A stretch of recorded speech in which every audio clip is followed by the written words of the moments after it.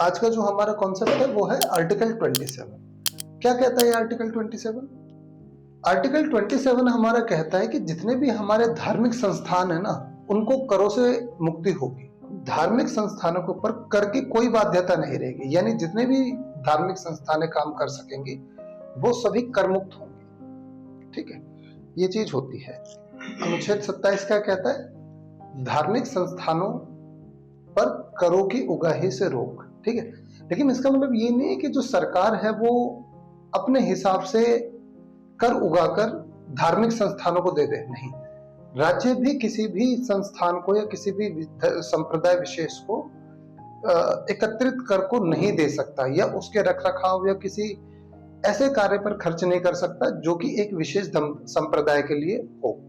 ऐसा इसलिए किया गया है क्योंकि भारत एक धर्मनिरपेक्ष राज्य है, और धर्मनिरपेक्ष राज्य जो है वो सदैव सभी धर्मों को बराबरी से देखता है। अब मान लीजिए कि अगर कोई सरकार, राज्य सरकार या केंद्र सरकार किसी एक विशेष धर्म को जो कर उसके पास आता है उसको फंडिंग कर देती है। ठीक है, यानी राज्य सरकार फंडिंग करती है। अगर सरकार फंडिंग करती है तो क्या वो दूसरे धर्मों के साथ भेदभाव नहीं होगा? है ना?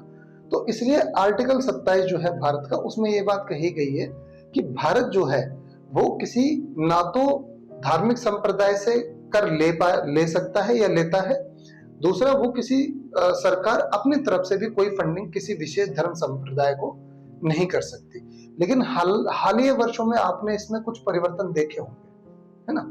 हालिया वर्षों में कुछ परिवर्तन आए, जैसे कि आज के टाइम पे अगर आप देखेंगे तो जो कुछ एक संप्रदाय है, विशेषकर हिंदू संप्रदाय, वो आजकल ज्यादा बेहतर उठ के आया है। ठीक है, बजाय पुराने समय के। इनका मानना है कि पहले मुसलमानों को सारे वो दिए जाते थे अधिकार, अब जो है हिंदू खतरे में आ गए हैं, तो उसके लिए हमें हिंदू धर्म को बढ़ाना चाहिए। तो सरकार इस समय पे क्या काम करती है कि हिंदू संप्रदाय को कुछ ना कुछ विशेष प्रकार से कुछ प्रबंधन कर देती है, जिससे कि जो धर्म है वो सामने उठकर आ जाए। हालांकि संविधान के विरुद्ध है, लेकिन इनडायरेक्टली रूप में करते हैं। ठीक है, और ऐसे बहुत सारी चीजें होती हैं जो इनडायरेक्टली रूप में करी जाती हैं, जो कि पता नहीं चलता। ठीक है, इस बात को ध्यान रखें। तो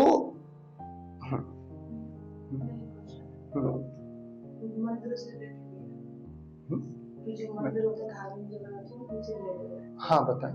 जैसे कि राम मंदिर बना, तो वहाँ पे तो अगर नॉर्मल देखें लाखों के हिसाब से लोग जाते हैं नॉर्मली, कोई अगर फेस्टिवल हो तो करोड़ों के हिसाब से, तो दान कुछ ना कुछ कोई इंसान करके आता है। वहाँ पे दान में अगर लाख के अकॉर्डिंग में 10 रुपए के अकॉर्डिंग में देखना है, काफी करोड़ों के अकॉर्डिंग में बहुत है। तो सारे पैसे जो होते हैं क्या वो मंदिर में लगते हैं, या फिर जो भंडारा तो उसमें लगते हैं, या फिर स्टोर में लगते हैं? नॉर्मली तो वो मंदिर ट्रस्ट में जाता है। जितने भी मंदिर होते हैं ना भारत के अंदर, मंदिर हो गए, मस्जिद हो गए, या कोई भी धार्मिक संस्थान हो गए, उनके ट्रस्ट होते हैं। ठीक है, वो सारा पैसा जो है वो उस ट्रस्ट में जाता है। ठीक है, वहां से पैसा तो नहीं ले सकते, सरकार नहीं ले सकती, वो सारा पैसा जाएगा आपके ट्रस्ट में। ठीक है, जो मंदिर का होगा। अब जो भी वहां का रखरखाव कार्य होगा, जो भी भंडारा वगैरह जो आप बता रहे हो, वो सारा कार्य जो होगा वो उसी ट्रस्ट के पैसों से किया जाएगा। छतरपुर मंदिर का जैसे आप देख लो। ठीक है, या फिर वक्फ बोर्ड जो आपने सुना होगा, अभी कुछ दिनों पहले उसका विवाद भी हुआ था वक्फ बोर्ड का। उसमें जो जमीन थी वो मुस्लिम संप्रदाय के अंडर में थी, वक्फ बोर्ड के अंदर में थी। कहते हैं कि रेलवे के बाद भारत में सबसे ज्यादा जमीन जो है वो वक्फ बोर्ड पे रही है। अब सरकार उस पर कोई कानून नहीं बना सकती थी। एक बार तो ये केस भी आया था कि जो मिस्टर अंबानी है, उनका जो घर है वो भी वक्फ बोर्ड हुआ है, किसी ने वो कर दिया उस पर क्लेम। ठीक है, तो होता क्या है कि उस पर क्लेम करता है तो सरकार उस पर वो नहीं करती, वो कानून ऐसा है। तो इस कानून में अब कुछ चेंज किए गए थे। उसमें ये बात कही गई थी कि कुछ डीएम हैं, पहले तो तुम्हें नामांकन जमीन सीमांकित करनी पड़ेगी, उसको फिर जो है तुम्हें एक वहां का एक अधिकारी लेवल का इंसान होगा। ठीक है, अफसर लेवल के बंदे को तुम्हें एक वो देना पड़ेगा, नोटिफिकेशन, उसे रजिस्ट्री करानी पड़ेगी, बताना पड़ेगा कि कितनी जमीन तुम्हारी। तो ये कानून कुछ उसमें आया था लमसम। ठीक है, तो कोई भी जो धार्मिक रूप से जो उगाही होती है किसी भी तरीके से, चाहे किसी भी धर्म की हो, उस उगाही के ऊपर सरकार का कोई हक नहीं होता। वहां पे जो मंदिर के ट्रस्टीज हैं, मंदिर के ट्रस्टीज जो है उस धन की रख रखाव करते हैं, अब उसमें कहाँ जाता है कहाँ नहीं जाता वो ट्रस्टियों पर निर्भर करता है कि वो किधर जाता है किधर नहीं जाता। ठीक है, बहुत उपाय होती है उसमें, तो हर संप्रदाय में होती है, ऐसा थोड़ी कि सिर्फ ये हिंदू में ही है, मुस्लिम में भी ऐसा ही है। अगर आप देखो अजमेर शरीफ दरगाह, ठीक है, वहां खूब उगाई होती है, बड़ी बड़ी मस्जिदें हो गई वहां पे खूब उगाई होती है। ठीक है, तो ये चीज हमारे उसमें आ जाती है। ठीक है, तो इसमें मैं नहीं समझता कि कोई क्या छोड़ो उसमें। ठीक है, और कोई सवाल? ठीक है, नहीं है? ये वो सरकारी संघ है, मतलब सरकारी द्वारा स्थापित है। जी। देखो, मैंने जैसे तुम्हें बताया था धार्मिक संस्थान बनाने की स्वतंत्रता, पिछले आर्टिकल में मैंने बताया था तुम्हें कि धार्मिक संस्थानों को बनाया जा सकता है, तो उसी के अंदर वो निर्मित हुआ है वक्फ। तो वो सरकार से कोऑर्डिनेट करता है? नहीं, सरकार से कोऑर्डिनेट करने की कोई आवश्यकता नहीं है उसे। एक्चुअल में संस्था बनाने के लिए जिन लॉज का फॉलो अप होना चाहिए वो उन लॉज का फॉलो अप करके आप बना लो।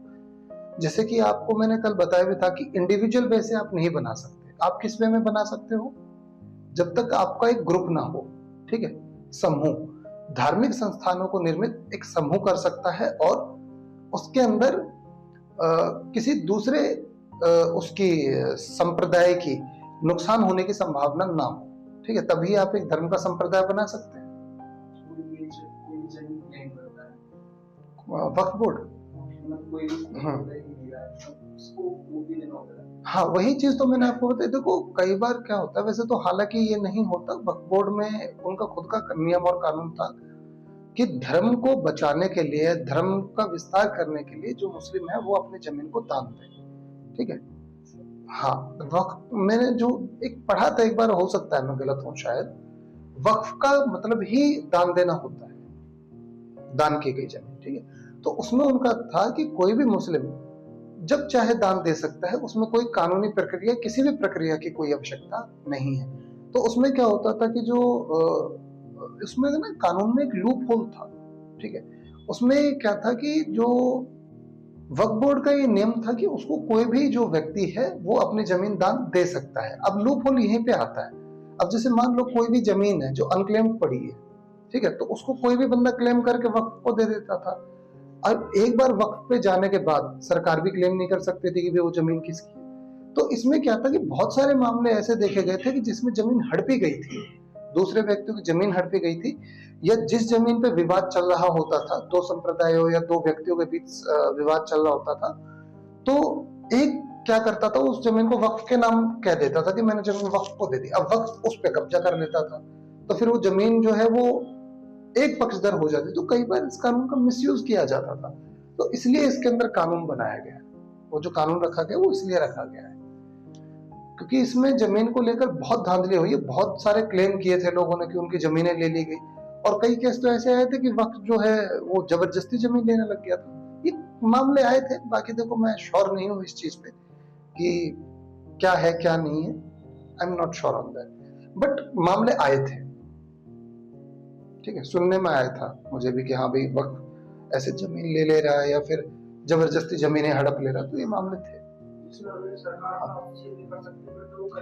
हाँ, एक तरीके से वो अधिकार ही मिल गया उन्हें एक तरीके से कि हाँ, आप मतलब सरकार एक बार वक्फ में आने के बाद जब सरकार हस्तक्षेप नहीं कर सकती तब तो वो उसका मिसयूज करेंगे। देखो, हमेशा ध्यान रखना, जब व्यक्ति को कानून में लूप होल मिल जाता है ना, कोई भी व्यक्ति हो, चाहे शरीफ से शरीफ हो या कैसा भी हो, हर व्यक्ति एक बार पावर आने के बाद उसका मिसयूज करता है। ठीक है, अधिकतर मामलों में। आपको ऐसा लगता है कि मानव इतना शरीफ है कि वो एक बार पावर हाथ में आने के बाद उसका इस्तेमाल नहीं करेगा? जितने भी संप्रदाय है, जो धर्म है, मैं क्रिश्चियंस का कहता हूं इस टाइम पे, क्या गंद मचाया हुआ उन्होंने ईसा मसीह के नाम पे। और जबकि मैं तो कह रहा हूं, ये कह रहे हैं कि हम क्रिश्चियन है, ईसा मसीह को मानते हैं। अरे, जब ईसा मसीह था तब तो क्रिश्चियन धर्म ही नहीं था, तो तुम कहां के क्रिश्चियन बना रहे हो? तो सीधी सी बात है, ये मूर्खताएं हैं। उन्होंने क्या काम कर रखा है, क्रिश्चियनों ने गरीब लोगों को क्रिश्चियन बनाते हैं, उनका धर्म कन्वर्ट करते हैं। सबसे ज्यादा मामले देखे गए हैं ये धर्म कन्वर्ट करने के, जो क्रिश्चियनिटी के अंदर है, जबरदस्ती धर्म कन्वर्ट करवा देते हैं उनका। कि बस आप आओ वहां का पानी ले लो, आप बन गए क्रिश्चियन। बैप्टिज्म बोलते हैं ना उसे, खैर वो तो बच्चों को कराया जाता है, लेकिन आप चर्च में आ जाओ, बन गए क्रिश्चियन। फिर उन पे वो चीजें थोप दी जाती हैं जबरदस्ती। कई कई मामलों में तो पैसे खिलाने की बात आई है। तो मेरा जो मानना है, ऐसे किसी का धर्म परिवर्तन करके आप क्या कर दोगे? उस व्यक्ति की दरिद्रता को दूर करना, उसकी गरीबी को दूर करना, तब तो मैं मानता हूं कि कोई धर्म है। और अगर तुम्हारा धर्म इतना अच्छा है तो तुम्हारे धर्म में गरीबी क्यों व्याप्त है? मैं आपको बोल रहा हूं, आप नास्तिकों को देखो, नास्तिक आपको कभी गरीब नहीं मिलेगा, वो मानता ही नहीं है ईश्वर को। हालांकि ये बात कहना गलत है, जो अभी मैंने स्टेटमेंट दिया है कि नास्तिक ईश्वर को नहीं मानता। नास्तिक सबसे ज्यादा ईश्वर को मानता है, क्योंकि उसको उसकी ईश्वर को मानने की अपनी मान्यताएं होती हैं। लेकिन ये कहना जबरदस्ती कि हमारे धर्म में आने से आपकी दरिद्रता दूर हो जाएगी, ऐसा कुछ नहीं है। अगर धर्म इतना पावरफुल होता तो दुनिया में कोई संप्रदाय या कोई भी व्यक्ति गरीब ही नहीं होता। तो मेरा जो कहना है, धर्म के बजाय किसी की दरिद्रता मिटाने पर फोकस करो, धर्म अपने आप मजबूत हो जाएगा। लेकिन लोगों का मानना है पहले धर्म में आ जाओ, धर्म को मान के आप क्या काम कर रहे हो, बाद में उसका शोषण करोगे। ऐसा कौन सा धर्म है जिसमें शोषण नहीं होता? जिस धर्म में गरीबी है उसमें शोषण है। मेरा मानना साफ साफ ये है, जिस धर्म में गरीबी होगी उसमें शोषण होगा, क्योंकि शोषण से ही व्यक्ति की गरीबी संभव है। क्रिश्चियन अफ्रीका में जो क्रिश्चियन देश है, क्या वो गरीब नहीं है? मैंने डाटा भी दिखाया था आपको पहले एक बार। क्या मुस्लिम देश गरीब नहीं है? क्या हिंदुस्तान में गरीबी नहीं है? ये चीजें होती है। तो ये कहना कि धर्म को मान लो तो धर्म की वजह से सारी समस्याएं दूर हो जाएंगी, धर्म को मानने से समस्याएं मैंने तो और बढ़ती हुई देखी है। हालांकि कई लोग मुझे धर्म विरोधी कहते हैं, लेकिन मैं कोई धर्म विरोधी नहीं हूं। मैं धर्म के उन पाखंडों के विरोध में हूं जो किसी व्यक्ति का शोषण करते हो या उसको गरीबी या दरिद्रता में शामिल करते हो।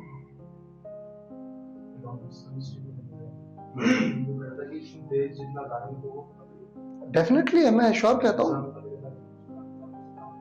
श्योर है। हाँ बिल्कुल, मैं तो खुद इस बात को कहता हूँ कि जो धर्म है, धर्म आपके विकास में सबसे बड़ी बाधा बन जाती है। क्योंकि आप क्या करते हो, विकास को छोड़ देते हो, पहले धर्म को देखते हो। अरे जो ईश्वर खुद को नहीं बचा सकता वो तुम्हें क्या बचाएगा? क्योंकि वहां पे तुम्हारे 10 वो कर दिए जाते हैं। मैंने अभी एक लास्ट टाइम जो वीडियो अपलोड किया था, उसमें आप ही का क्वेश्चन था ना कि मानवीय इच्छाएं बड़ी है या ईश्वर बड़ा है। मैं कहता हूं ईश्वर बड़ा है, मानवीय इच्छाएं तो कुछ नहीं है। मानवीय इच्छाएं क्या करेंगी? क्योंकि ईश्वर से तो हमारी मानवीय इच्छाएं आई है। मैंने एक्सप्लेन भी किया था आपको, आप लास्ट वीडियो देख सकते हैं।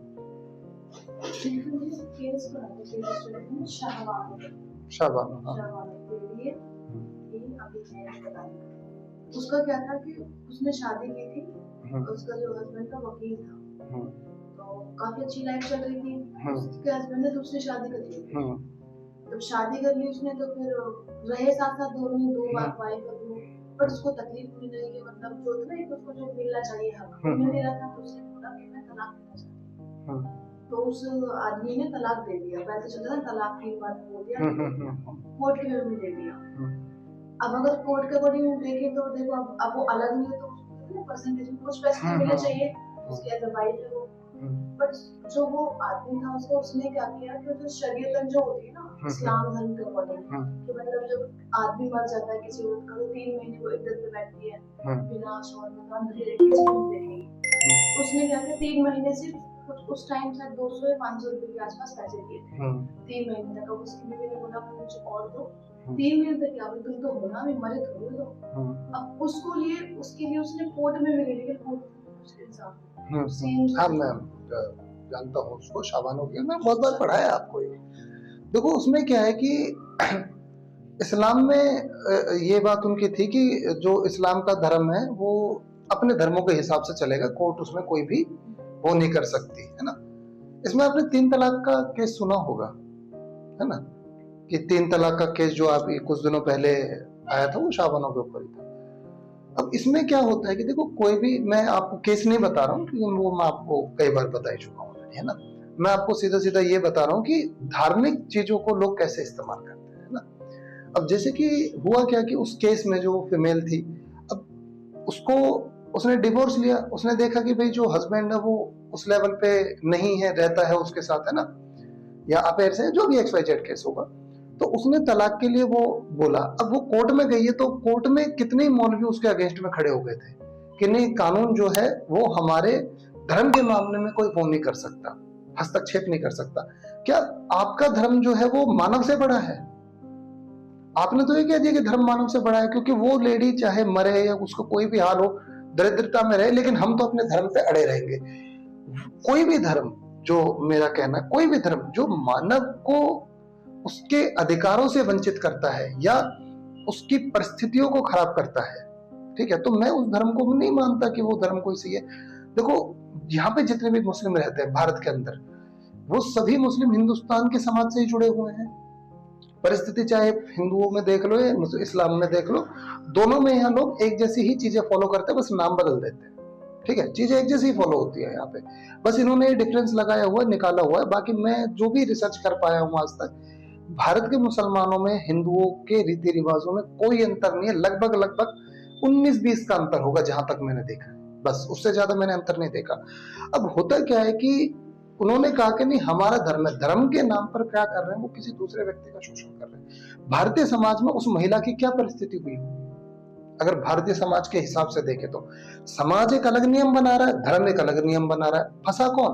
वो महिला फंस गई। और भारत के अंदर धार्मिक रूप से जितने भी कार्य बनाए गए हैं उसमें देख लो, औरतों को वो अधिकार मिले ही नहीं है। चाहे आप हिंदुइज्म में देखो, चाहे क्रिश्चियनिटी में देखो, चाहे आप इस्लाम में देखो, आप मुझे वो धर्म बता दो ना जिसमें महिलाओं को बराबरी दी गई हो, है ना। अगर कोई ये कहता है कि हिंदू धर्म में हम तो बराबरी देते हैं सभी को, तो घूंघट क्यों करवाते हो? घरों में संस्कार क्यों है कि औरतों के लिए अलग रूल और आदमियों के लिए अलग रूल? इस्लाम में भी सेम चीज है। क्यों बुर्का पहनाते हो जबरदस्ती किसी को? अगर किसी की इच्छा नहीं है बुर्का पहनने की, क्यों पहना रहे हो उसको? मेरा मानना ये है। या कोई भी ऐसा, या खतना कर देते हैं बच्चे का जबरदस्ती पकड़ के, क्यों कर रहे हो खतना? हाँ, मैं मानता हूँ जहां पे इस्लाम का उदय हुआ था, जहां पे इस्लाम पनपा था, वहां पे आवश्यकता होती है, क्योंकि वहां पे पानी नहीं होता और बैक्टीरिया जमा हो जाते हैं, तो वहां पे चलो ठीक है, खतना करना जरूरी है। हिंदुस्तान में कौन सी जरूरत है? या तो पानी पूरा अवेलेबल है, यहाँ क्यों खतना कर रहे हो आप? किस भी आप पे खतना कर रहे हो? तो ये क्या एक मानव के अधिकारों का हनन नहीं है कि तुम जबरदस्ती पकड़ के उसको काट दे रहे हो in the name of Islam और अल्लाह? अल्लाह कभी किसी को नहीं कहता, या ईश्वर भगवान कभी किसी को ये बात नहीं कहता कि तुम मेरे लिए तकलीफ उठाओ। आज तक नहीं कही। मुझे वो किताब दिखा दो जिसमें कहता हो ईश्वर या अल्लाह, भगवान, गॉड क्राइस्ट, जो भी हो, कि मेरे लिए तुम तकलीफ उठाओ तो मैं खुश होऊंगा। कभी कुछ नहीं होता। वो तकलीफों को तुम्हारे पास से हटाता है। जब तुम्हें तकलीफ आती है तो क्या तुम ईश्वर के पास नहीं जाते हो? सब वहीं जाते हो।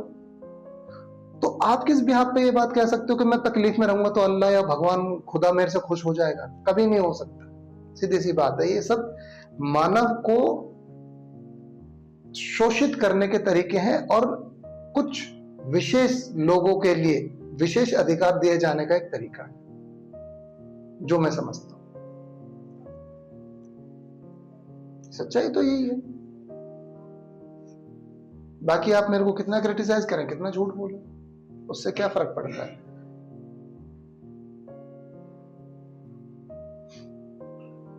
सवाल है जो आर्टिकल 27 है, इसके अंदर आरएसएस हाँ बिल्कुल होता देखा जाए तो वो भी है तो एक संस्था लोगों को धर्म को, हाँ, तो धार्मिक संप्रदाय माना जाता है। वो तो हिंदू सीधा कहता है, वो तो हिंदुइज्म को बढ़ाना है, वो साफ कहता है हिंदू राष्ट्र।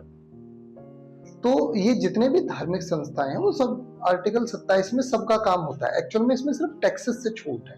जो इससे पिछले वाला आर्टिकल है ना, उसके अंदर ये इसका निर्माण कैसे किया जाता है, उसको बनाया कैसे जाता है, निर्मित कैसे किया जाता है, वो पिछले वाले आर्टिकल के अंदर है। मेरा एक क्वेश्चन है कि मतलब क्या धर्म जो होता है, धर्म को फॉलो करने वाले जो लोग होते हैं उनकी भावनाओं को ठेस पहुंचाता है या नहीं? क्योंकि मैंने अभी शाहबानो को जो केस पूछा, एक तरह से देखें तो जो वो लेडी है उसकी खुद की भावना एक्चुअली में कितनी भावनाओं में वो ठेस पहुंचती है, उसको कोई फॉलो नहीं कर रहा, उसको कोई इन्फ्लुएंस, ठीक है, पर जो शरीयतन बना रखा है कानून, मतलब ये नहीं होगा, उसी को फॉलो करना है। एक तरह से देखें तो उसकी भावनाएं तो सही है। ठीक है, कुछ भी देखो, जो इस मामले में जो मेरा कहना है, जो मैं समझ पाता हूँ इसमें, धर्म क्या करता है कि वास्तव में मानवीय भावनाओं को रोक देता है। ठीक है। धर्म के अंदर कुछ नियम है, हर धर्म में आपको कुछ ना कुछ नियम मिलेंगे, है ना। आप मुझे बताओ, अगर आप नियमों को फॉलो करके चलते हो तो आपकी भावनाएं कहां तक रहेंगी। अगर मैं कहता हूं कि जबरदस्ती किसी भी व्यक्ति को बोला जाए कि पूजा करो, या जबरदस्ती किसी को बोला जाए नमाज पढ़ो, अब उसको कोई और काम है। या चलो मैं एक बात आपको ये कह देता हूं, किसी भी व्यक्ति ने, चाहे हिंदू हो मुस्लिम हो, दोनों कॉन्सेप्ट एक ही लगा लेना, पूजा और नमाज।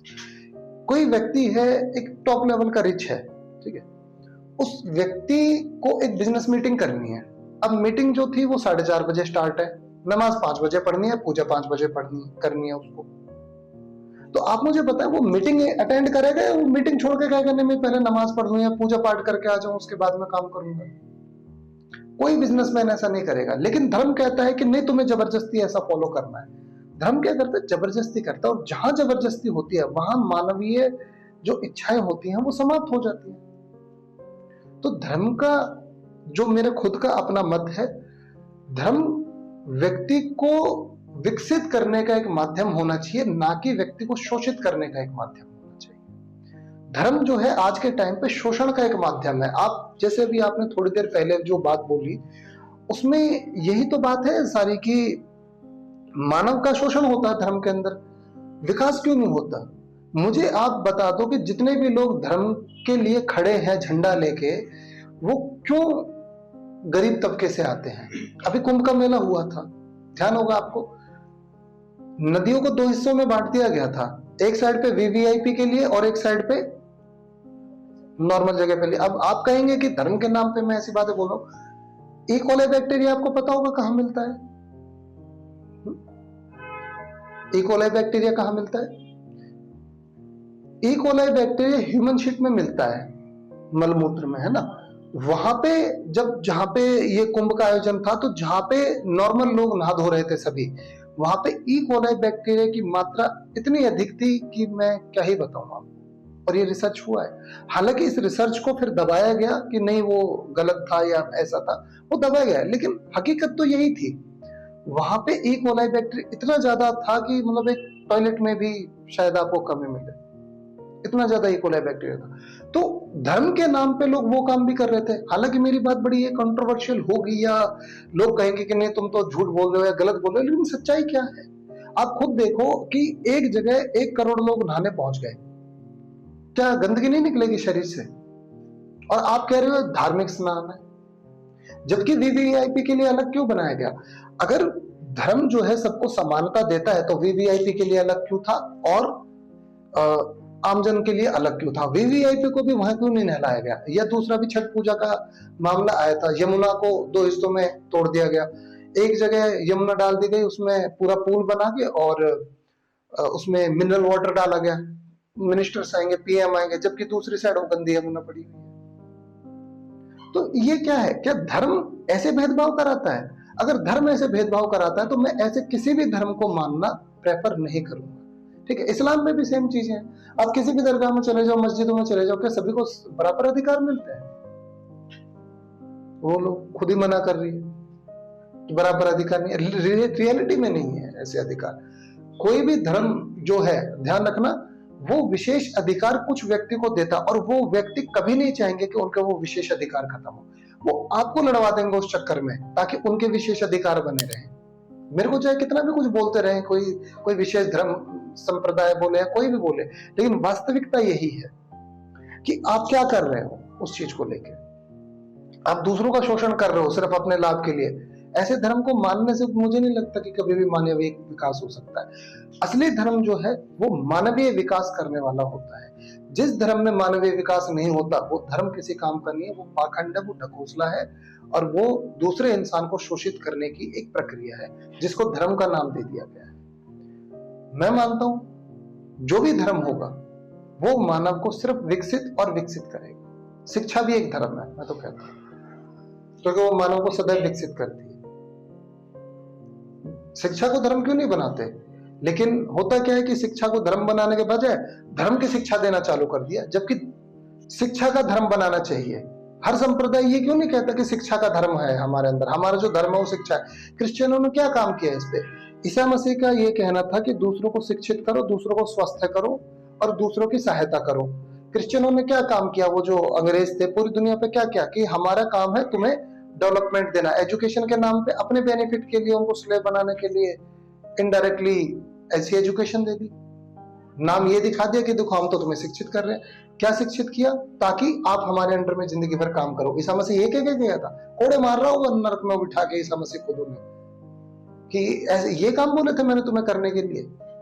तो व्यक्ति क्या काम करता है, धर्म के नियमों को अपने अनुसार ढालकर उन नियमों को इस प्रकार से बनाता है जिससे कि उसका लाभ हो और जनता जो है आपस में लड़ती रहे और पिटती रहे। इसीलिए मैं कहता हूं आप धर्म के सारे जो नियम है ना अपने हिसाब से धर्म मानना चालू कर दो बस, और उसके बाद देखो किसी दूसरे व्यक्ति के हिसाब से धर्म मत मानो।